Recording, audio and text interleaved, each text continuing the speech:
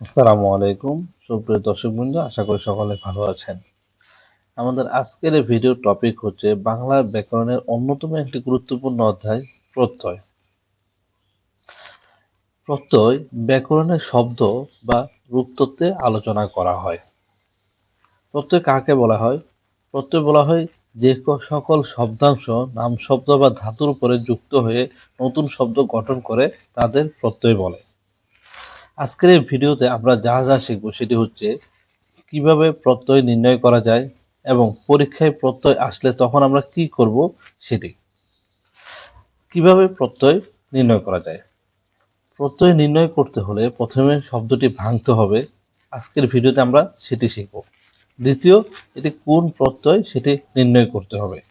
মূলত আমরা যখন প্রথমে শব্দটি ভাঙবো এবং এই ক্লাসের যে টপিকগুলো বা যে নিয়মগুলো দেওয়া আছে সেগুলো শিখবো, তখন আমরা অটোমেটিক এটি কোন প্রত্যয় সেটি নির্ণয় করতে পারবো। প্রত্যয় দুই প্রকার। এক, নাম শব্দের পরে যে প্রত্যয় ব্যবহৃত হয় তাকে তদ্ধিত প্রত্যয় বলা হয়। দ্বিতীয়, ক্রিয়া বা ধাতুর পরে যে প্রত্যয় আসে তাকে কৃৎ প্রত্যয় বলা হয়।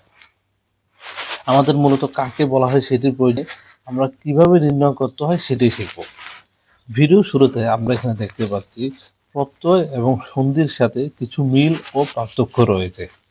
আমি এর আগের ভিডিওতে সন্ধি নিয়ে আলোচনা করেছিলাম, আপনারা যারা সেটি পাননি ডেসক্রিপশনে আমি লিংক দিয়ে দিব।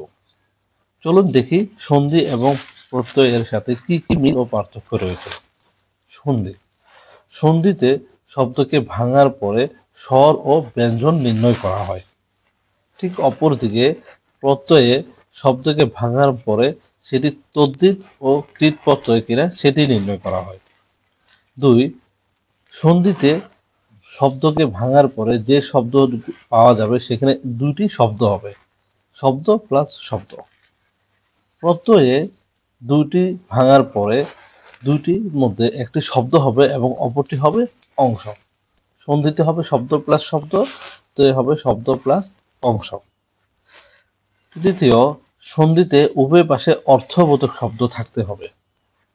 প্রত্যয় প্রত্যয়ে এটি নির্ণয় করতে গেলে প্রথম শব্দটি পরিপূর্ণ অর্থবোধক মূল শব্দ থাকতে হবে এবং পরেরটি প্রত্যয় এর অংশ বসবে। উদাহরণস্বরূপ যেমন বাঘা। ভাগা এর সন্ধি বিচ্ছেদ হচ্ছে বা যোগ ঘা সমান বাঘা, এবং প্রত্যয়ে ভাগা এর প্রত্যয় হচ্ছে বাঘ যোগ আ। এখানে বাঘ এটি হচ্ছে একটি পরিপূর্ণ অর্থবোধক শব্দ এবং আ হচ্ছে অংশ। চলুন তাহলে ভিডিওটি শুরু করা যাক। আজকে এখানে আমি বেশ কয়েকটি একদম সহজ টেকনিক দিয়েছি বা নিয়ম দিয়েছি, যেগুলো দেখলে বা পড়লে বা নোট করলে খুব সহজে প্রত্যয় মনে রাখা এবং পরীক্ষায় নির্ণয় করা সহজ হবে। ১ নাম্বার নিয়ম, সংস্কৃত তদ্ধিত প্রত্যয়। সংস্কৃত তদ্ধিত প্রত্যয় নিয়ম প্রত্যয় বের করার জন্য এখানে টোটাল আমি ১৫টি নিয়ম দিয়েছি। আশা করি এই ১৫টি নিয়ম যদি আমরা নোট করে ভালো করে পড়ি তাহলে সংস্কৃত তদ্ধিত প্রত্যয় খুব সহজে নির্ণয় করা যাবে। চলুন দেখি তাহলে ১ নাম্বার নিয়ম। ১ নাম্বার নিয়ম, যদি কোনো শব্দের শেষে ব অথবা অব থাকে তাহলে সেক্ষেত্রে স্ন হয়। এখানে যে চিহ্নটি দেখতে পাচ্ছেন বা যে বর্ণটি দেখতে পাচ্ছেন এটির উচ্চারণ হচ্ছে স্ন। কোনো শব্দের শেষে ব অথবা অব থাকলে স্ন হবে। যেমন উদাহরণস্বরূপ মানব। মানব এর প্রত্যয় নির্ণয় হচ্ছে মনু যোগ স্ন। ঠিক তেমনি দানব, বান্ধব, লাঘব, শৈশব, পার্থিব, দৈব, শৈব ইত্যাদি নির্ণয় করতে পারবেন। ২ নাম্বার নিয়ম। ২ নাম্বার নিয়ম হচ্ছে কোনো শব্দের শেষে জ ফলা, জ এবং অন্ত্যেষ্টিয় থাকলে সেক্ষেত্রে স্ন স্ন হবে। স্ন স্ন বলতে এই বর্ণের শেষে জ ফলা আছে সেটাকে উচ্চারণ হবে স্ন স্ন। যেমন ধরেন আমরা দেখি লাবণ্য, এখানে দন্ত্য নর সাথে জফলা রয়েছে, তাই এর প্রত্যয় হবে লাবণী যোগ স্ন স্ন। ঠিক তেমনি তারুণ্য, বার্ধক্য, কৌমার্য, ধৈর্য, সৌন্দর্য ইত্যাদি প্রত্যয় নির্ণয় করা সহজ হবে। ৩ নম্বর নিয়ম, এও থাকলে এটি হবে স্নেহ। এর উচ্চারণ স্নেহ। উদাহরণ আমরা দেখতে পাচ্ছি আগ্নেয়। আগ্নেয় এর শেষে রয়েছে এও। এও থাকার কারণে এর প্রত্যয় হবে অগ্নি প্লাস স্নেহ। যেমন এছাড়া এরকম আরো কয়েকটি উদাহরণ হচ্ছে বৈমাত্রীয়, ভাগ্নেয়। 4 নম্বর নিয়মে আমরা দেখতে পাচ্ছি ইক থাকলে স্নেক হবে, এটির উচ্চারণ স্নেক। ঠিক এর উদাহরণ যেমন দৈনিক, এখানে শেষে ইক রয়েছে যার কারণে এর প্রত্যয় হবে দিন যোগ স্নেক। এর আরো কয়েকটি উদাহরণ হচ্ছে সাপ্তাহিক, মাসিক, বৈবাহিক, সামাজিক, বার্ষিক, সাহিত্যিক ইত্যাদি। 5 নম্বর নিয়ম আমরা দেখতে পাচ্ছি ইতো থাকলে ইতোই হবে। যেমন পুষ্পিত, পুষ্পিত এর প্রত্যয় হচ্ছে যোগ ইত। ঠিক তেমনি কুসুমিত, লজ্জিত, খণ্ডিত, বিবাহিত, মধুরিত, তরঙ্গিত। 6 নম্বর নিয়মে আমরা দেখতে পাচ্ছি ইল থাকলে ইল হবে। যেমন জটিল, জটিলের প্রত্যয় হচ্ছে জটা যোগ ইল।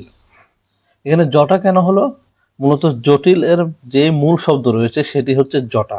একটা জিনিস মাথায় রাখবেন, আমি একটু আগেই বলেছিলাম যে প্রত্যয় নির্ণয়ের ক্ষেত্রে প্রথম শব্দটি পরিপূর্ণ অর্থবোধক মূল শব্দ হতে হবে এবং পরেরটি অংশ বসবে। সেক্ষেত্রে জটিল এর মূল শব্দ হচ্ছে জটা।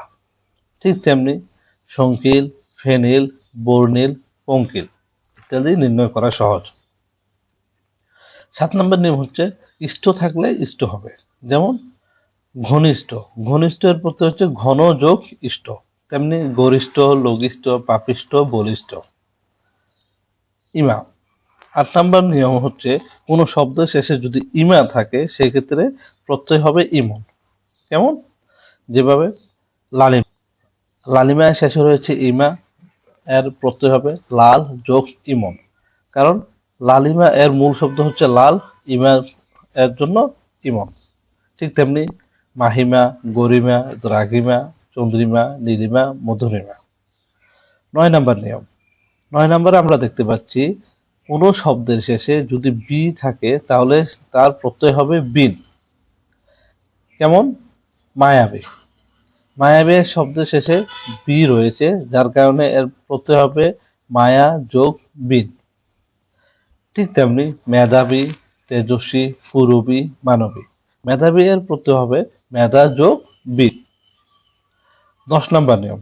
10 নম্বর নিয়ম আমরা দেখতে পাচ্ছি কোনো শব্দ শেষে ইয় থাকলে সেটি হবে নিয়। কেমন? যেমন হচ্ছে আত্মীয়, আত্মীয় এর প্রত্যয় হচ্ছে আত্মা যোগ নিয়। আত্মীয়র মূল শব্দ আত্মা এবং ইয় এর জন্য নিয়। ঠিক তেমনি স্বর্গীয়, পানীয়, জাতীয়, বংশীয়, ঘেষীয় ইত্যাদি। নিয়ম 11। 11 নম্বর নিয়ম আমরা দেখতে পাচ্ছি কোনো শব্দের শেষে যদি ইন থাকে তাহলে সেক্ষেত্রে হবে নিন। যেমন গ্রামীণ, গ্রামীণের শব্দের শেষে রয়েছে ইন, সেক্ষেত্রে হবে নিন। গ্রামের মূল শব্দ গ্রাম। ঠিক তেমনি নবীন, সর্বজনীন, বিশ্বজনীন। ঠিক তেমনি কোন নিয়ম 11তে আমরা আবার দেখতে পাচ্ছি ইন থাকলে নিন হবে। কোন শব্দের শেষে যদি ইন থাকে সেক্ষেত্রে হবে নিন। উদাহরণস্বরূপ গ্রামীণ, গ্রামীণ এর মূল শব্দ গ্রাম এবং গ্রামীণ শব্দের শেষে ইন থাকাই হবে নিন। ঠিক তেমনি নবীন, সর্বজনীন, বিশ্বজনীন, অভ্যন্তরীণ, অন্তরীণ। নিয়ম 12। নিয়ম 12তে আমরা দেখতে পাচ্ছি কোনো শব্দ শেষে তয়ব থাকলে সেক্ষেত্রে তয়বই হয়ে যাবে। ঠিক যেমন হচ্ছে বন্ধুত্ব, বন্ধু যোগ তয়ব। তেমনি গুরুত্ব, দাসত্ব, শ্রেষ্ঠত্ব, পুরুত্ব, ঘনত্ব। নিয়ম 13। নিয়ম 13তে আমরা দেখতে পাচ্ছি কোনো শব্দ শেষে যদি বান থাকে তাহলে সেটি হবে বতুপ। শব্দ শেষে বান থাকলে বতুপ হবে। যেমন দয়াবান, দয়া যোগ বতুপ। তেমনি ধনবান, রূপবান, বলবান, জ্ঞানবান। নিয়ম 14তে আমরা দেখতে পাচ্ছি যদি কোনো শব্দের শেষে মান থাকে সেক্ষেত্রে হবে মতুপ। আগে হতো বান থাকলে বতুপ, এখন হবে মান থাকলে মতুপ। যেমন বুদ্ধিমান, বুদ্ধি যোগ মতুপ। ঠিক তেমনি কীর্তিমান, শক্তিমান, শ্রীমান, ধীমান ইত্যাদি। নিয়ম 15। নিয়ম 15তে আমরা দেখতে পাচ্ছি কোনো শব্দ শেষে যদি দীর্ঘিকার থাকে সেক্ষেত্রে হবে ইন, সেটি তবে গুণবাচক শব্দ হতে হবে। গুণবাচক শব্দ শেষে যদি দীর্ঘিকার থাকে সেক্ষেত্রে হবে ইন। যেমন জ্ঞানী, জ্ঞান নি শব্দ শেষে দীর্ঘিকার রয়েছে, তাই এর প্রত্যয় হবে জ্ঞান যোগ ইন।